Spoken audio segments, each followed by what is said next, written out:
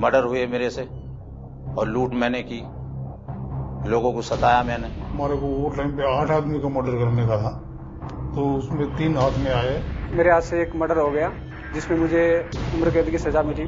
धारा 307 का चार्ज लगा और मुझे 7 साल की सजा हो गई। कुल मिलाकर 6.5 साल जेल में बिता चुका हूँ। इन सभी लोगों ने कोई न कोई गुनाह किया है, एक घिनौना अपराध, लोगों की जान ली है, हत्याएं की हैं, चोरी की है, डकैती डाली है। उस गुनाह के लिए इन्हें सजा भी मिली, कई साल ये जेल में रहे। लेकिन क्या होता है उसके बाद? क्या अपने उस गुनाह से वो पीछा छुड़ा पाते हैं? क्या जेल में मिली सजा उस गुनाह की भरपाई कर पाती है? क्या उस गुनाह का दाग कभी उनके दामन से छूट पाता है? क्या एक कातिल, एक डकैत, एक चोर कभी एक सामान्य जिंदगी जी पाता है? क्या समाज में उसे कभी इज्जत मिल पाती है? ऐसे न जाने कितने सवाल हैं जिनके जवाब फिलहाल तो मेरे पास नहीं है, पर जिन्हें जानने के लिए आज हम बात करेंगे ऐसे लोगों से जिन्होंने ये सारे गुनाह किए और उसकी सजा भी भुगती। इसके बाद इन गुनहगारों की जिंदगी इन्हें कहां ले गई, ये आज हम जानेंगे जिंदगी लाइव में।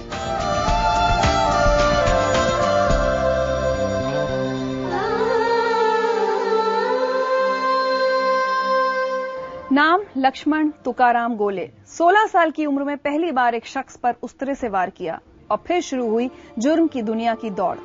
लोगों के दिलों में खौफ जगाकर खेलना उनका पेशा बन गया। पैसे लेकर किसी के भी हाथ पैर तोड़ देना, जानलेवा हमला करना उनका काम था। 2 बार तड़ीपार, 19 से ज्यादा मुकदमे दर्ज हुए और इतनी धाराएं लगी कि लिखी जाए तो एक किताब भर जाए। लेकिन कल की ये तस्वीर जितनी खौफनाक है तो आज का सच उतना ही हैरान करता है। लक्ष्मण, बहुत गुनाह किए, बहुत अपराध किए।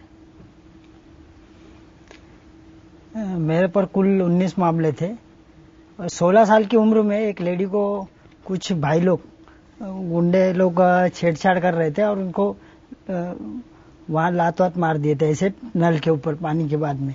तो गुस्से में आकर मैं बाजू के सैलून से एक वस्त्र ले आया लेजर और उस आदमी को चेहरे पे, गाल पे वार कर दिया और फिर वो मुझे पकड़ने के लिए हाथ ऊपर किया तो मैं फुर्ती से नीचे बैठ के पेट पे मार दिया। तो उसका केस हो गया। फिर पुलिस वाले ने मुझे 16 साल की उम्र में 18 साल उम्र लिखकर अत्तर रोड सेंट्रल जेल भेज दिया। वहाँ अत्तर रोड सेंट्रल जेल में अमर नायक, अश्विन नायक, राजन गैंग, इनके शूटर्स लोग थे, उन सब से मैं ज्वाइंट हो गया। मतलब उनके जो कारनामे सुना और फिर मेरे घाटकोपर के एरिया में जो 9 लोगों का हम लोग का ग्रुप था उससे ज्वाइंट होकर हम लोग क्राइम करने लग गए। जैसे क्या तोड़फोड़ करना, 2 नंबर वाले जो दारू वाले, चरस वाले, गांजा वाले, बियर बार वाले, इन सब लोगों के यहाँ तोड़फोड़ करना, उनसे हफ्ता लेना और क्राइम करना, ये हमारा पेशा हो गया। और क्या क्या क्राइम किए? 307 हाफ मर्डर, 384 खंडनी, 506 धमकी, 325 चाकू रखना, 324 चाकू मारना, 326 डीप वार करना। तो वो टारगेट बना के जाते थे, 4 लोग आगे पीछे खड़े रहते थे और एक जन जैसे सामने वाला आदमी आता था तो पहला वार स्टेपिंग सर में मार देते थे उसके चॉपर, तो वो पकड़ लेता था ऐसा। जब तक वो संभल जाता है दूसरा वार पैर पे, हाथ पे मार देते थे। और कोर्ट में भी जो पंच विटनेस फिरियादी है उनको लिस्ट, हमको चार्जशीट तो मिलती है, उसमें पूरा डिटेल दिया जाता है कि कौन पंच फिरियादी है, ये है, विटनेस है। फिर बाद में 4 दिन 4 लोगों को बाहर के एरिया के भेज देते थे सामान लेके, रिवॉल्वर ये वो, और वो जाके उनके बीवी बच्चों के सामने धमकाता था, देखा अभी तो दिखा रहे, ये चला भी सकते हैं, तू तो कल गवाही जाके देगा ना हमारे आदमी के खिलाफ, तो वो तो क्या है, उसको सजा हो जाएगी 2, 4, 5 साल। लेकिन हम 4 बाहर है, अगर तू गवाही देगा, ये करेगा तो तू सोच ले। इस तरीके से छूट जाते थे। 2 बार तड़ीपार हुए। हाँ। क्यों? वो जब मैं कोर्ट से, जेल से छूटा था तो गुंडा नॉन मवाली एक्ट आता है और उसमें गुंडा तड़ीपार करते हैं, तो मुझे तड़ीपार किया गया था। मुझे आज आपसे डर लग रहा है आपकी बातें सुनकर। वाकई कहते हैं बारूद से खेलने वालों की मौत बारूद से ही होती है। लक्ष्मण की जिंदगी का अंतिम सच पुलिस या किसी दुश्मन की गोली से ही लिखा जाना था, लेकिन जिस खूंखार अपराधी को मौत का डर नहीं बदल सका, उसकी जिंदगी एक किताब ने बदल दी। आज उसके हाथ में हथियार की जगह होती है वही किताब। आज लक्ष्मण लोगों को गांधी जी के उपदेशों का पाठ पढ़ाया करते हैं।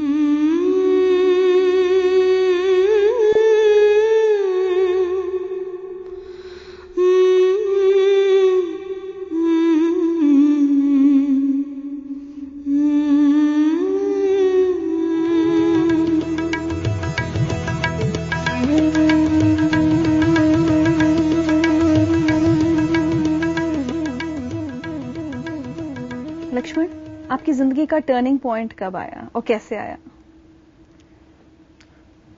ये 2005 में मुंबई सर्वोदय मंडल जो गांधी विचारों का प्रचार करता है, वो जेलों में जाकर और कॉलेज स्कूलों में भी गांधी पीस एग्जाम लेता है और जेलों में भी पीस एग्जाम लेता है। और मुझे उनके द्वारा सत्य के प्रयोग, माय एक्सपेरिमेंट विथ ट्रूथ, ये किताब मिली।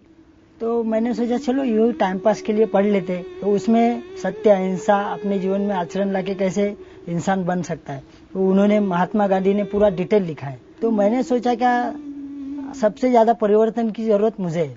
फिर ऐसे ही करते करते किसी का एप्लीकेशन लिख के देना, खत लिखना, और फिर सोचा कुछ अच्छा काम मेहनत करना चाहिए, तो झाड़ू उड़ू मारता था। तो ये लोग सब चिढ़ाते थे, दोस्त लोग और कैदी लोग, क्या ये झाड़ू पकड़ रहा है, भाईगिरी, तलवार पकड़ने वाले हाथ में, बंदूक पकड़ने वाले हाथ में ये झाड़ू पकड़ा, ये है, कुछ ऐसा बोलते थे कि मुझे गुस्सा आने लगता था। लेकिन फिर कंट्रोल करता था कि नहीं, ये लोग ठीक है, अब मेरे साथी ये बोल रहे, ठीक है।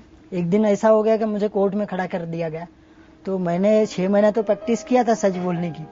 तो ऐसा टाइम आ गया, जज साहब ने मुझे कहा क्या आपको इस केस में 384, 506 में कुछ केस में कुछ कहना है? तो मैंने कहा हाँ सर, मैं 2 मिनट। फिर मेरे साथियों को कहा क्या मैं इसमें गुनाह कबूल कर रहा हूँ और मैं ये जुर्म का रास्ता छोड़ना चाहता हूँ और मैं सच बोलना चाहता हूँ। फिर जज साहब को मैंने एक एप्लीकेशन लिख के दिया। तो जज साहब ने कहा तुम्हें पता है इसमें 7 साल की सजा हो सकती है, 2 कलम में 3.5 साल। मैंने कहा हाँ सर मुझे पता है। तो वो एप्लीकेशन तो मैं ही लिखा था, वो पढ़े, फिर बोले ठीक है तुझे 4 साल 2 महीने सजा दी जाती है, और फिर नासिक जेल भेज दिया। फिर आगे चलते थे, सोचा कि यार अपन जिनको इनको धमकाया हूँ उनको खत लिख के माफी मांगना चाहिए। तो उनको खत लिखा, माफी मांगा। मुश्किल था ना ये काम? लेकिन हो गया। अगर आदमी चाहे तो कुछ भी कर सकता है, खाली उसके विचार बदलने से दिशा बदल सकती है और जीवन बदल सकता है। आप अपनी जिंदगी से आज खुश हैं? हाँ खुश, बहुत खुश, क्योंकि मेरे परिवार वाले खुश है और जो जहाँ मैं क्राइम करता था वो लोग खुश है। उनकी खुशी देख के और ये लगता है कि नहीं मैं ठीक कर रहा हूँ।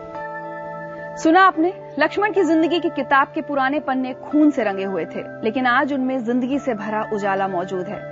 कभी दूसरों की जान लेने पर उतारू हाथ, आज उठते भी हैं तो दूसरों की दुआ के लिए। यानी इंसानियत के पैमाने पर आज के लक्ष्मण हमसे आपसे लाख गुना बेहतर हैं। अगर लक्ष्मण और उनके जैसे सुधरने की कोशिश करने वाले दूसरे मुजरिमों के वजूद पर जिम्मेदारी है खुद को सुधरा हुआ साबित करने की, तो हमारे भी सर जिम्मेदारी है उन्हें एक मौका देने की। जो गवाही देने जा रहे थे मेरे खिलाफ, मैंने 1-2 गवाह का किडनैपिंग करवाया था,